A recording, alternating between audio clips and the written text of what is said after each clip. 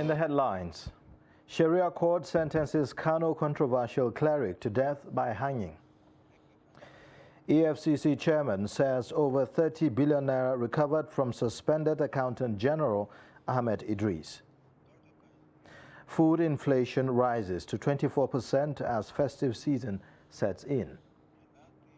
Away from Nigeria, International Criminal Court upholds conviction of Ugandan former child soldier. Hello and welcome to Trust News Update. I am Ayuba Ilya. Thank you for joining.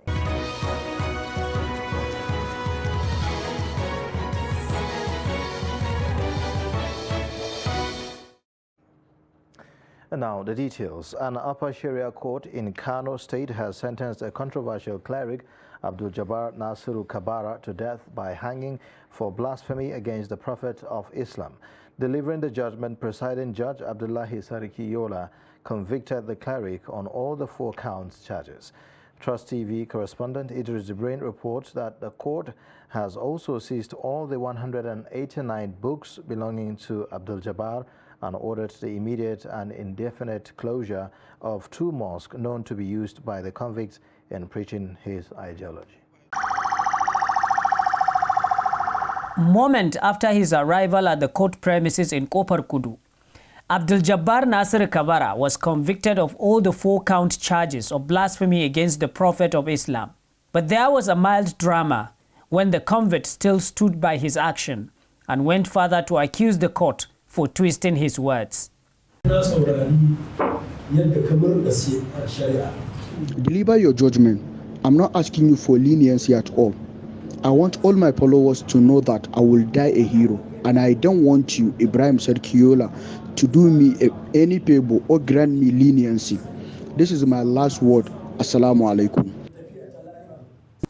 Based on Section 382 of the Kano State Penal Code 2000, presiding judge Justice Serkiola says after several sittings to ascertain the validity or otherwise of Sheikh Abdul Jabbar denial of the 4-count charges, the court has so far studied all the charges, cross-examined all the witnesses, and studied all the evidences presented, and has come to the conclusion that Sheikh Kabara, after failing to prove to court beyond reasonable doubt, has indeed committed the crime of blasphemy against Prophet Muhammad, peace be upon him, whose punishment is now death by hanging.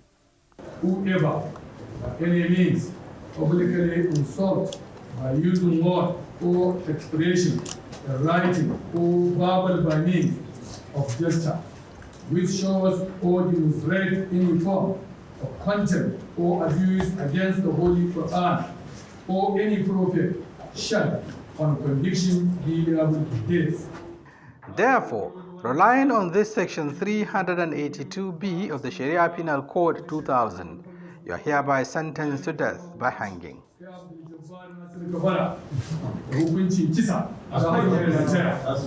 The judgment between Abdul Jabbar Nasir Kabara and Kano State government started some 17 months ago, after the Kano State government on 16th July 2021 accused Abdul Jabbar Nasir Kabara for using offensive words against the Prophet of Islam, which the council to Kano State government say has finally ended. He has been convicted as charged that he has done something against the law, uttering words that are offensive against the Prophet sallallahu alaihi wasallam. He has been convicted as charged and he has been sentenced to death. And the court further ordered that all the books he tendered in court, about 200 of them, have been confiscated. And the court ordered that these books should be deposited in the Kano State Library for the public to benefit from. Although Abdul Jabbar has 30 days to appeal, but he may not only die by hanging, because the court has also forbid the use of his preachings by any media organization or the use of his photographs in order to promote his beliefs or teachings. At the moment, security operatives were deployed in and around the Kopar Kudu, leading to Kabara, the birthplace of Abdul Jabbar, possibly to prevent any breakdown of law and order. Idris Jibril, Trust TV News, Kano. Now, the Economic and Financial Crimes Commission says that it recovered over 30 billion naira out of the 109 billion naira alleged to have been fraudulently amassed by the suspended Accountant General of the Federation, Ahmed Idris. Chairman of the EFCC, Abdul Rashid Bawa, disclosed on Thursday at the weekly ministerial briefing in the State House. Responding to a question posed on the independence of the Commission, the EFCC boss asserted that high-profile personalities and government agencies across board have been subjected to investigation, including the EFCC, adding that this is evident of the government's successful anti-corruption drive. He disclosed that through its Special Control Unit against money laundering, it will be difficult for Nigerians to launder proceeds of crime in the next 2 to 3 years. He also announced that the Commission will, by year-end, publish nationwide auction of real estates across 15 locations in the country in order to dispose of over 150 flats and apartments of forfeited assets. It may interest you to know some of the things that we have done in terms of indirect recoveries. In November 2022, we recovered $354 million for NUPRC, in terms of royalty that one of the oil companies have not paid, but our investigation led to that recovery. For the recoveries that we are making for NDDC, for instance, between now and probably next week, we are going to transfer to them about 30 billion naira and about 30 million USD. These are recoveries that we have made from oil companies that have refused to pay the 3% statutory payment to NDDC, and we have also recovered billions of naira in terms of fraudulent contractual engagement. Former Deputy President of the Senate, Ike Ekweremadu, has accused the Economic and Financial Crimes Commission, EFCC, of being responsible for his travails at the London court where he is in detention.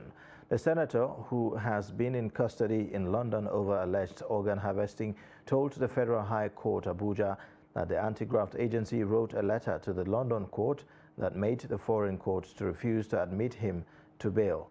Ekweremadu's allegations were contained in an application he filed before the Federal High Court seeking an order to set aside the interim order granted in favor of the federal government to forfeit 40 of his properties in and outside the country.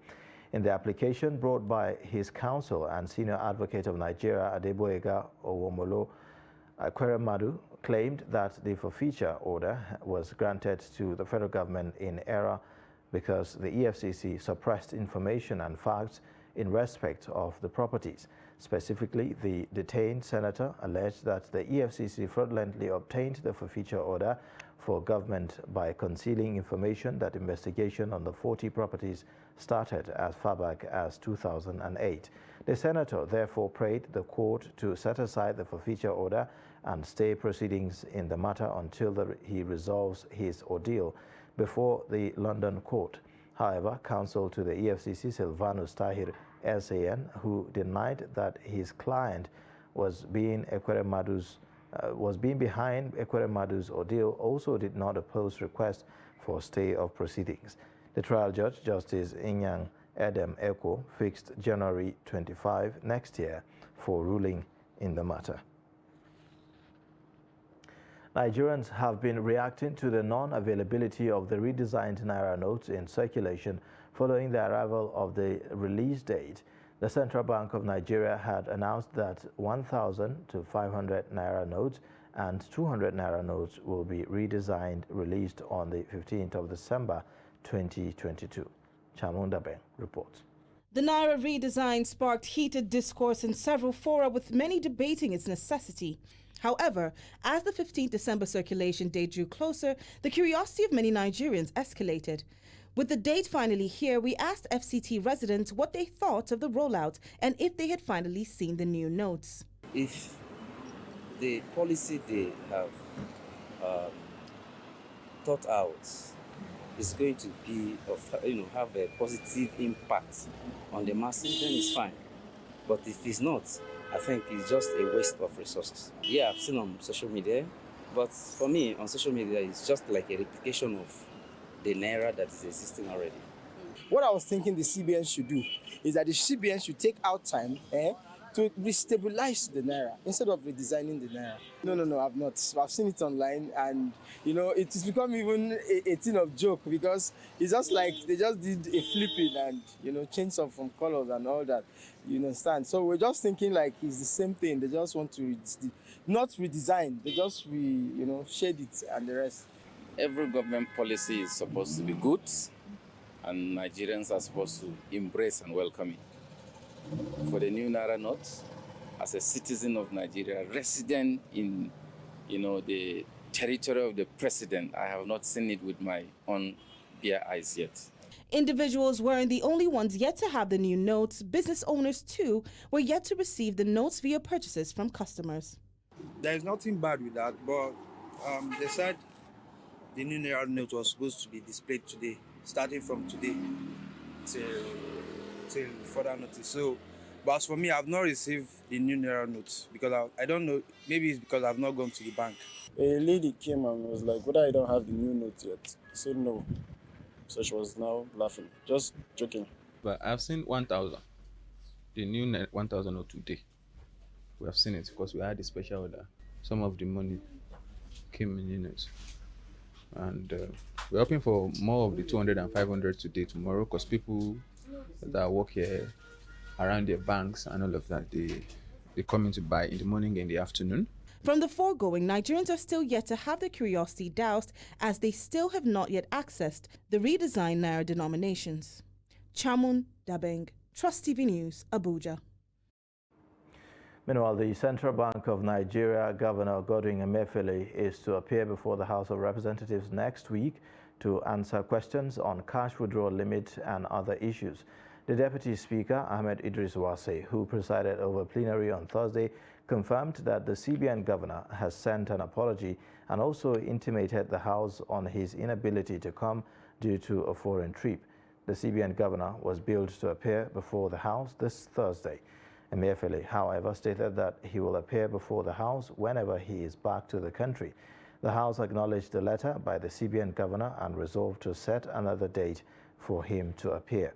The House therefore directed the Chairman, House Committee on Rules and Business, Abubakar Hassan Fulata, to communicate with the CBN governor on the date.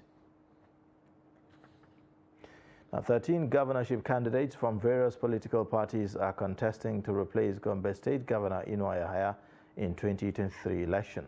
Amid waves of defections from one political party to another, governorship candidates in the state are now campaigning to woo voters in the 11 local government areas.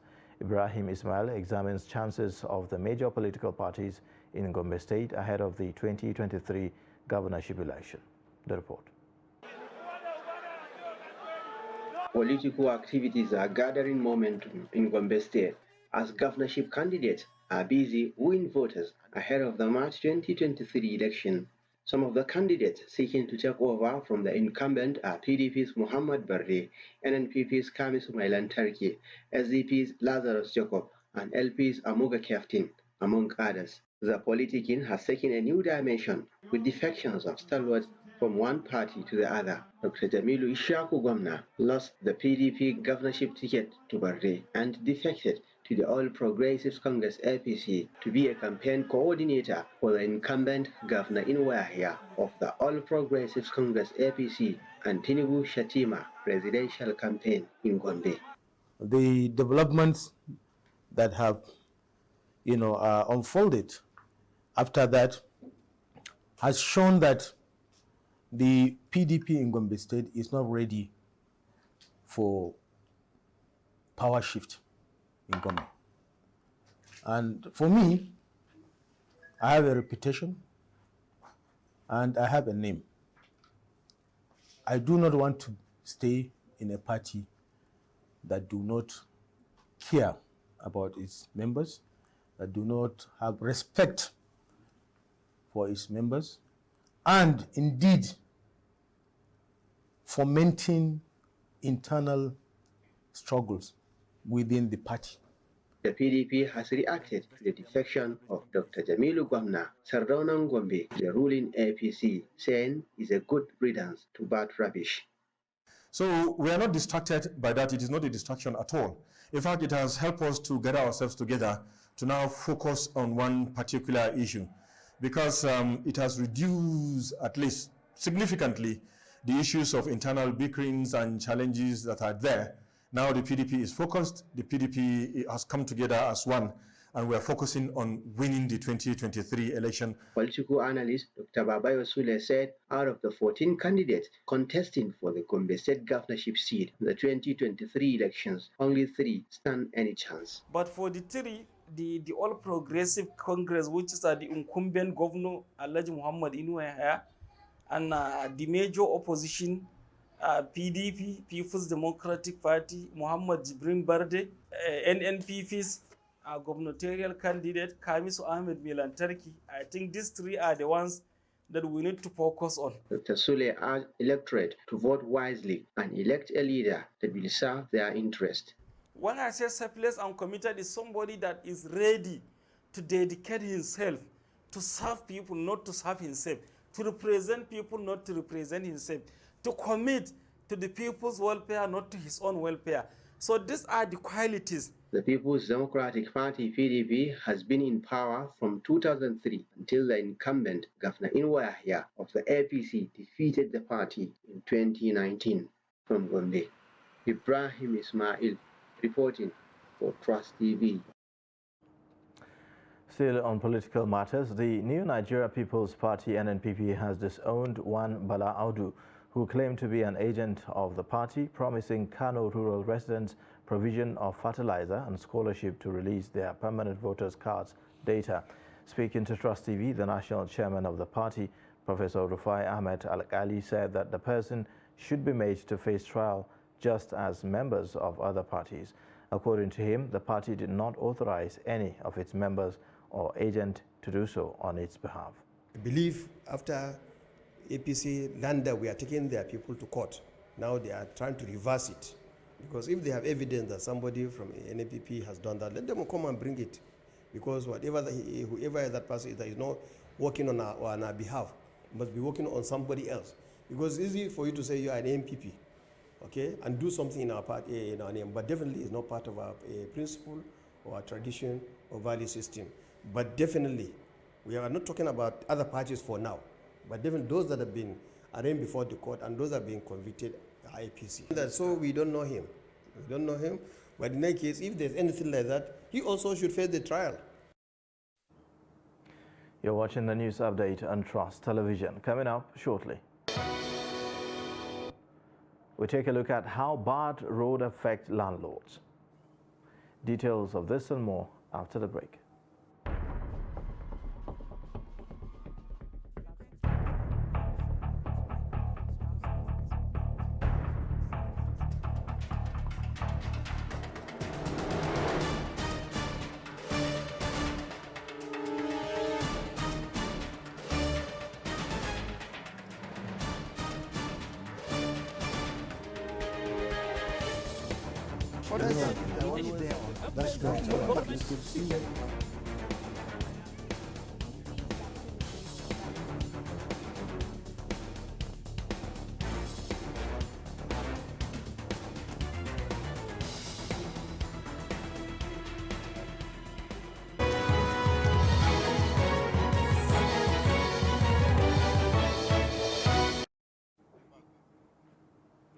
Welcome back. You're watching the news update on Trust Television. Here's a look at the top stories again.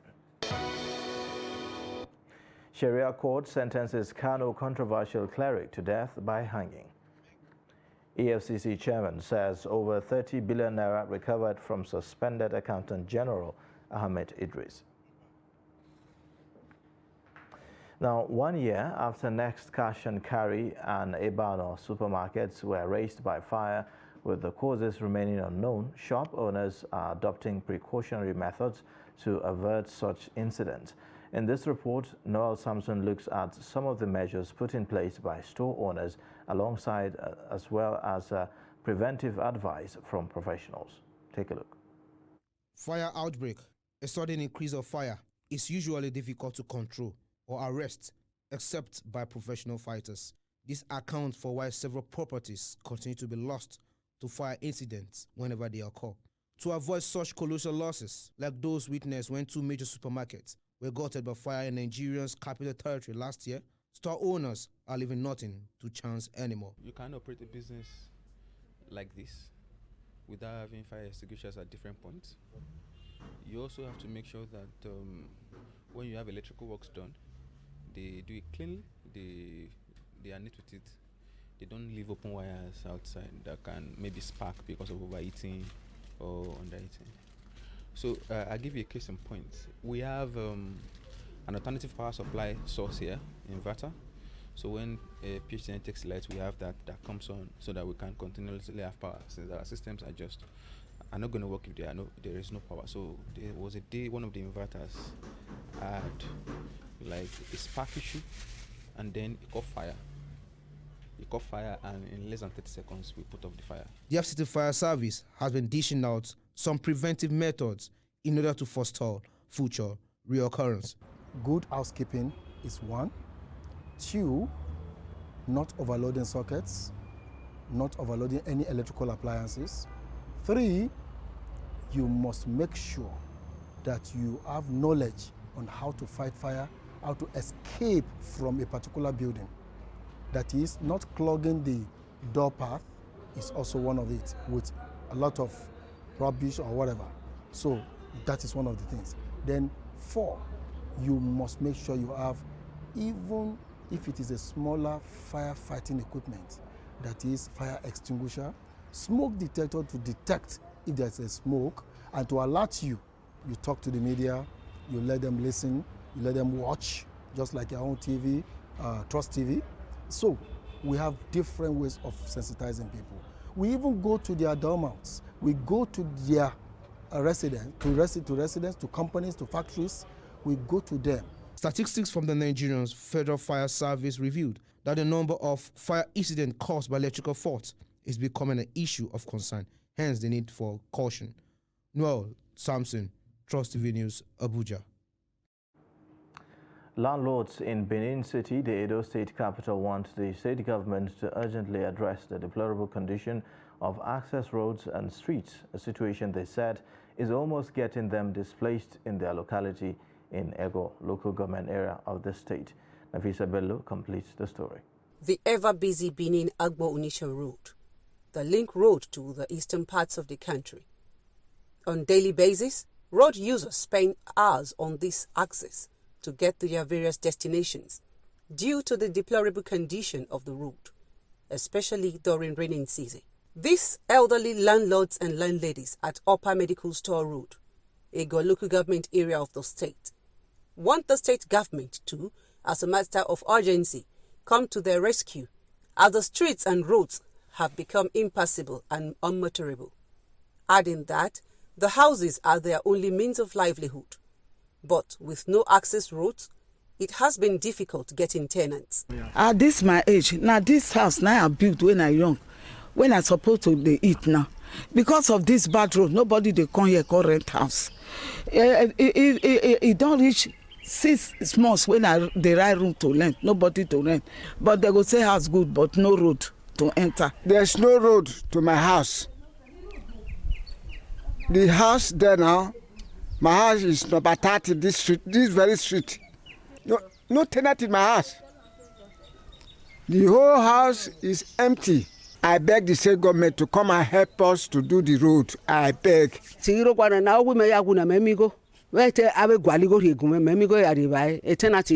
From radio, from information, from television, now with the hearsay campaign they go on. To Amasio.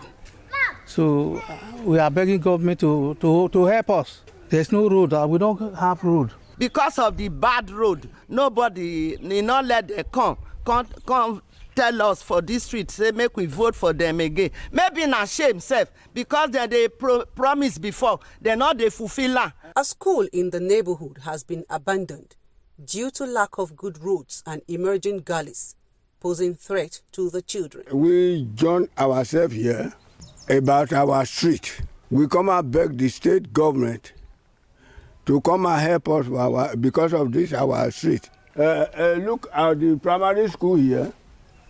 It's not damage because nobody they attend the school again. We all are begging state government to come and help us.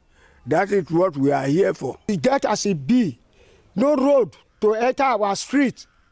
I beg, state government, they can help us.